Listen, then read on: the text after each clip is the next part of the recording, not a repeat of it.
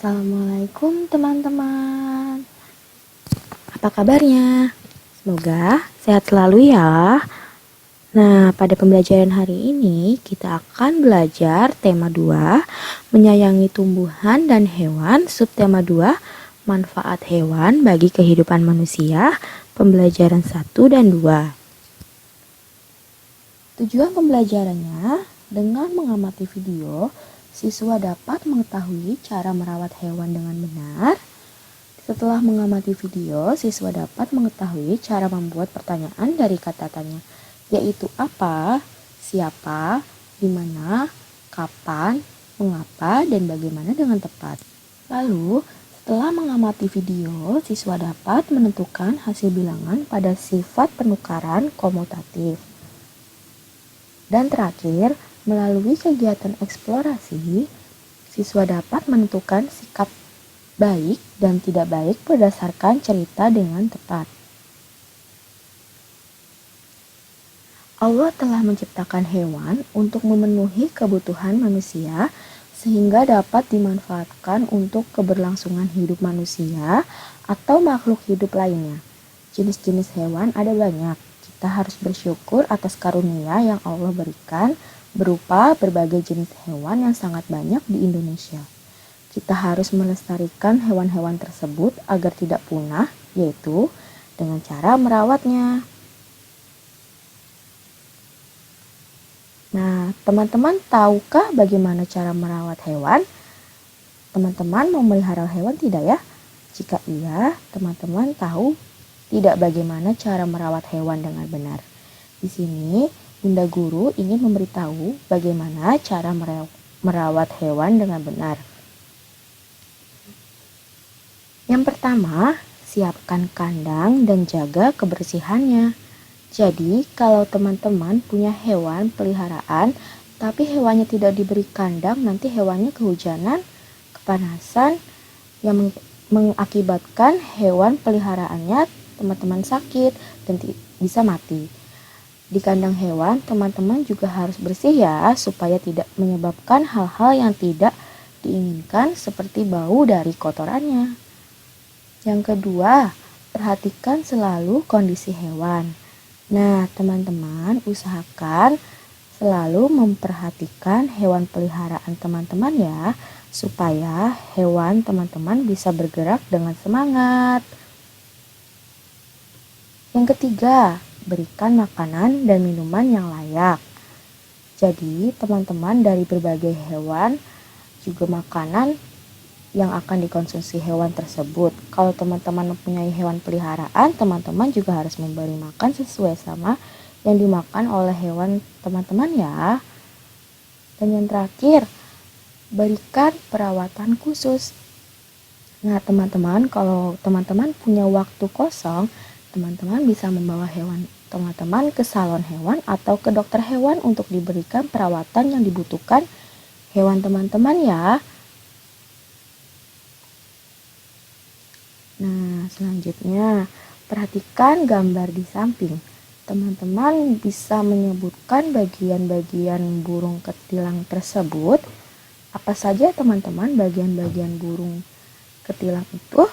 Di sini Bunda Guru akan memberitahu apa saja bagian pada burung ketilang ya teman-teman.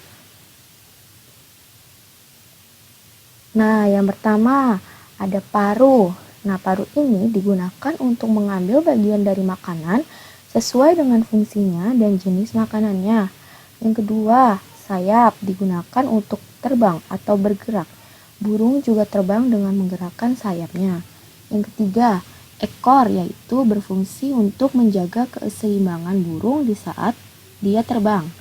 Yang keempat, cakar, yaitu berfungsi untuk mencengkram masanya atau burung elang dan bertengkar di dahan pohon, yaitu burung pipit. Kelima, ada matanya, yaitu berfungsi untuk melihat benda-benda yang ada di sekitarnya dan melihat berbagai mangsanya. Dan yang terakhir, ada bulu, yang berfungsi untuk menutupi dirinya dari udara yang ada di sekitarnya dan menutupi dari cuaca dingin dan hujan. Yuk teman-teman, kita membaca cerita merawat burung ketilang yang terluka di halaman 38 dan 39 ya.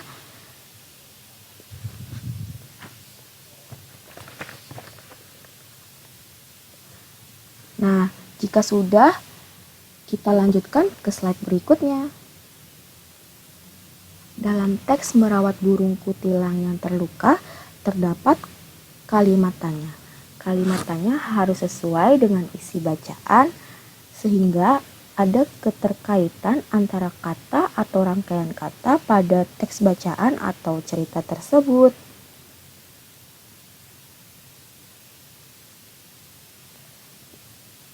Di sini, Bunda Guru akan memberitahukan kata apa yang sering digunakan sebagai bentuk pertanyaan ya teman-teman.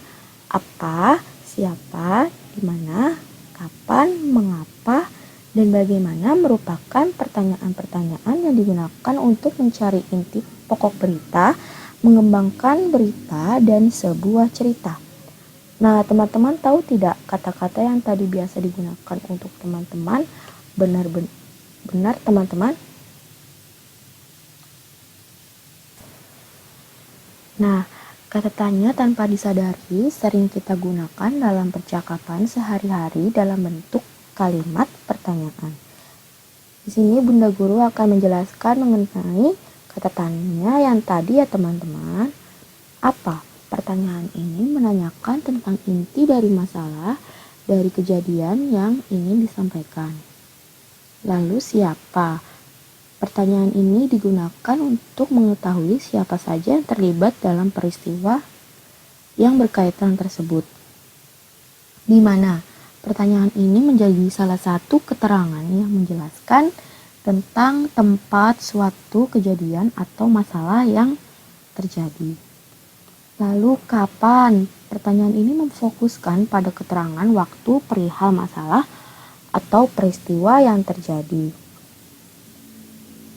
Mengapa? Pertanyaan ini memfokuskan pada alasan atau latar belakang dari peristiwa atau masalah yang diulas. Dan yang terakhir ada bagaimana? Pertanyaan ini memfokuskan pada cara penjelasan dan deskripsi tentang suatu peristiwa yang bisa terjadi. Setelah penjelasan ini, Bunda Guru akan memberi contoh dari kata tanya yang tadi ya teman-teman. Nah, berikut contoh membuat pertanyaan. Apa? Apa makanan kesukaanmu? Siapa? Siapa yang menemani ibu ke pasar? Di mana? Di mana rumah Jono? Kapan? Kapan Salman mengerjakan tugas rumah? Mengapa? Mengapa Salman terlihat sedih? Bagaimana? Bagaimana kabar ayahmu? Teman-teman sering kan mengucapkan kata tanya tadi sebagai ucapan teman-teman sehari-hari. Nah, selanjutnya kita buka ke halaman 39 yang membuat kalimat pertanyaan berdasarkan cerita merawat burung ketilang yang sakit ya.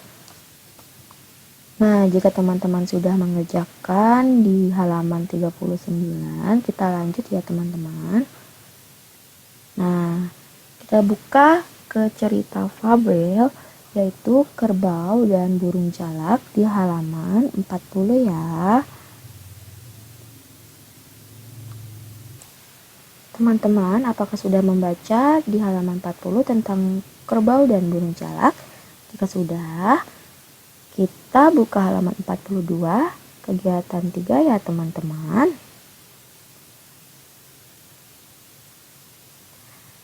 Nah, mari kita tentukan tokoh baik dan tokoh tidak baik pada cerita fabel Kerbau dan Burung Jalak di halaman 40.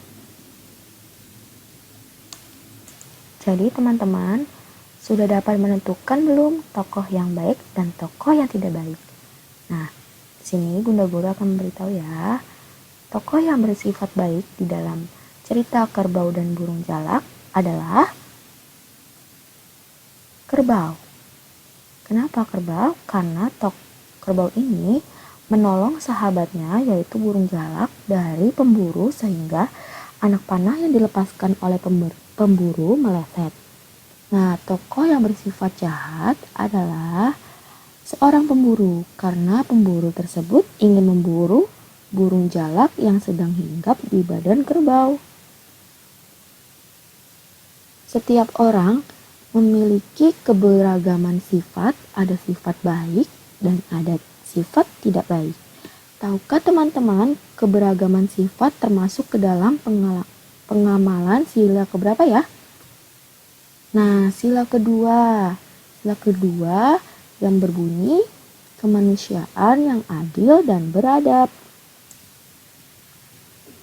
Nah, pada pembelajaran kemarin kita sudah mempelajari tentang penjumlahan komutatif.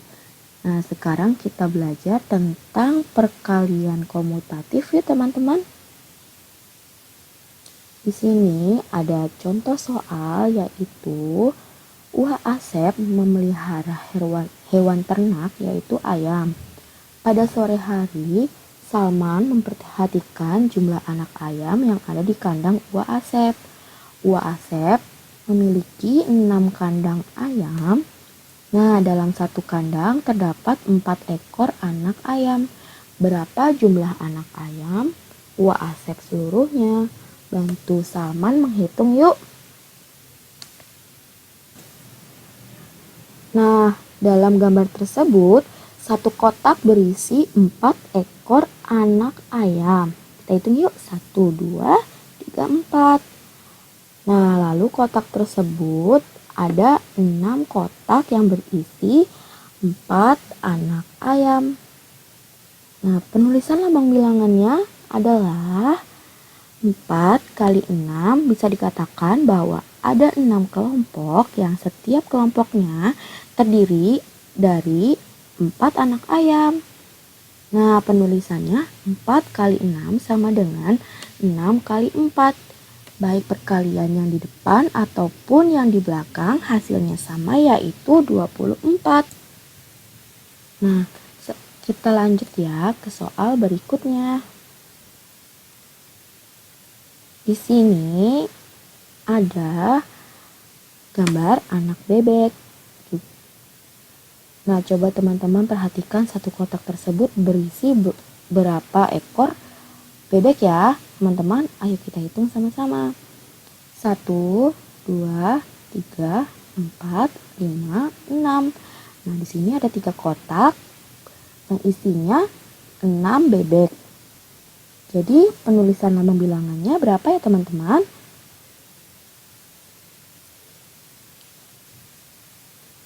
3 kali 6 sama dengan 18. Jadi 3 kali 6 sama dengan 6 kali 3. Nah, sudah mengerti semua teman-teman? Kalau sudah mengerti, kita selesaikan dan kerjakan pada halaman 49. Jika sudah, itu artinya pembelajaran hari ini selesai. Terima kasih teman-teman. Wassalamualaikum warahmatullahi wabarakatuh.